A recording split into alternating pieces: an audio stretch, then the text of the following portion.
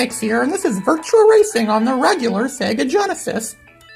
What's so cool about this game is it's a regular Sega Genesis game. The cartridge is kind of big, but it still is a regular Sega Genesis game. It works on a regular Sega Genesis. Found any add-ons or stick figures, 3D stick figures, pick up and work on your 3D car. And it's entirely three-dimensional. As you can see here, the graphics, the visuals, the design, it's all three-dimensional, like an early PS1 game. And it's on the Sega Genesis, a regular Sega Genesis. I have to give them a lot of credit for this. It actually is really cool.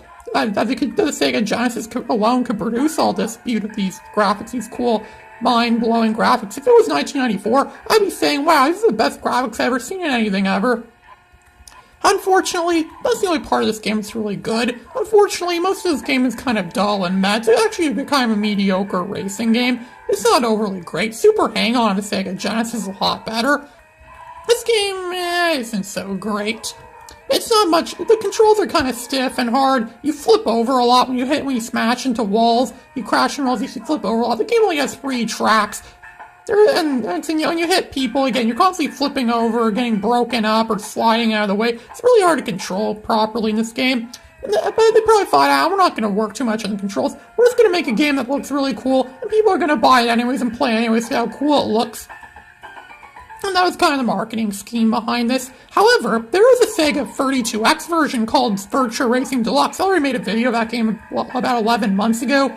But there's a Sega Genesis, a Sega 32X game called Virtua Racing Deluxe, which actually is far superior to this. The graphics are a lot better, and the game controls a lot better too, and you get a bigger selection, a much wider selection of cars to drive in the game as well, and more tracks too.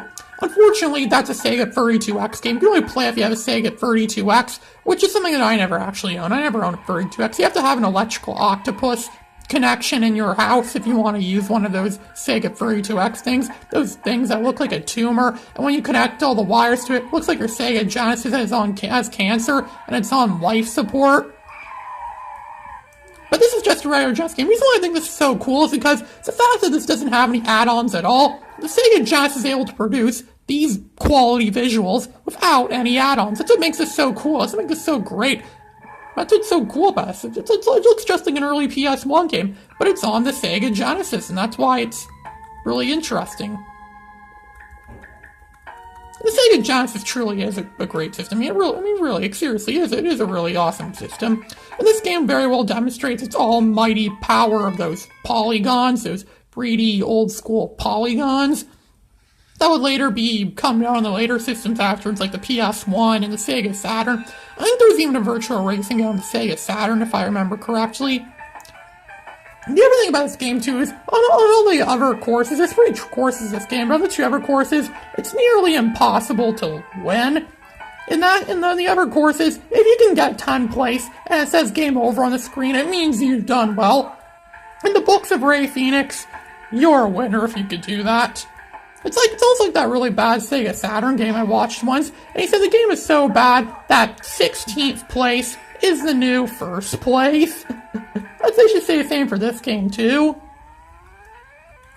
I actually bought this game at a thrift store once for very cheap, and I had a lot of fun with it, simply because it was cheap, and because, the Genesis game, it's a racing game, the Genesis. This game isn't awful, I was blown away with the graphics, showing it to my friends. I bring it to my friend's house and I'm like, hey, look at this. Look what the Genesis is capable of doing. Look how beautiful it looks. Yeah, the physics don't make up for it. Cause look, I just hit a wall right there. I just flipped over. What, are these cars acrobats? Do they belong to the circus? If they had cars like that in real life, the circus should know about them. Because clowns shouldn't be driving those small clown cars they have trouble that they could somehow fit into. Instead, they should just drive these cars. They should drive these Virtua Racing cars instead. These make better clown cars than those small clown cars. I'm sure Krusty the Clown drove around in one of those, or Bobo the Clown, or whatever those clowns are called. Those clowns you have the circus.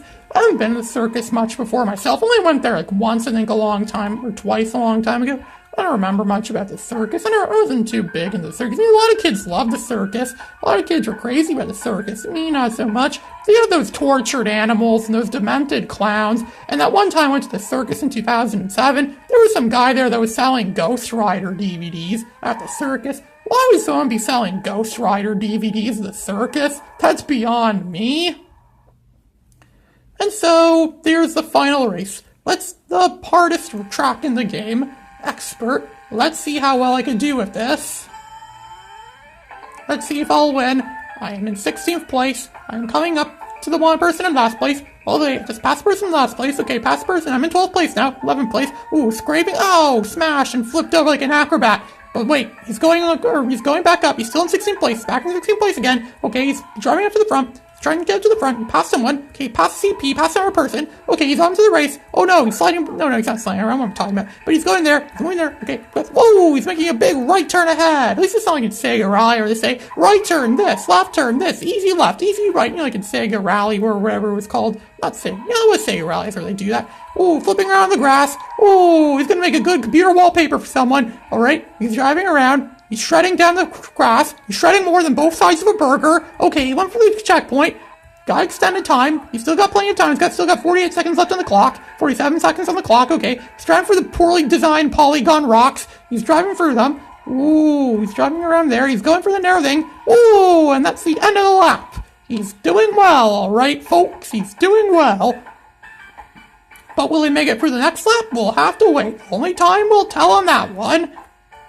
And I wonder who's in last place of this race. I wonder who's driving in last place. I wonder who's in the other places that are going to be losing. I wonder if Anakin Skywalker's in one of them. Whoa, and he flipped again. His acrobat clown-like car flipped back over again and landed back on its wheels without flipping upside down. They never seem to flip on their backs. They always land upright on their wheels, just like cats in a lot of ways. These cars must have artificial intelligence in them because of what they're able to do. Whoa, flipping around again right there, making another computer wallpaper for someone. Driving through, there's barely any clouds in that 16-bit sky up ahead. Turning right, left, driving through the poorly designed, poorly shaped, low polygon rocks. He's driving through again. His low poly tires are making low poly dust for the people behind him to eat. We're going to have to eat his dust. Oh, and he's going through the best lap again. That was his best lap. Folks, you hear that? Best lap. He was beaten by only 33 milliseconds. That's right, he beat it by 33 milliseconds. Not that that really matters. No one really gives a crap about milliseconds anymore, but whoa, he's flying through the race. Got for the next checkpoint. He's going to swerve around again. No, he didn't swerve around. He's going to swerve around even more. Move it around even more. Whoa! He spins around. He's just playing this on a regular Sega Genesis controller, folks. Regular Sega Genesis with no 32X or 6-button controller. Oh, he spun around again. 8, 7, 6, 5, 4, 3, and he did it. He extended the time again. Nice speed for here again. Speed faster, moving faster than Sonic, because this system that had blast processing after all. You know, blast processing, that fictional thing that was in the Sega Genesis set in commercials. There's no such thing as blast processing, folks. That was just something they made up for the commercials. So are a bunch of other things they made up for commercials, too. Whoa. Moving there, moving left, seeing the boats on the dock. Just notice there are boats there. They're watching this race, the Polygon boats. Whoa, we got for the checkpoint again, the CP again.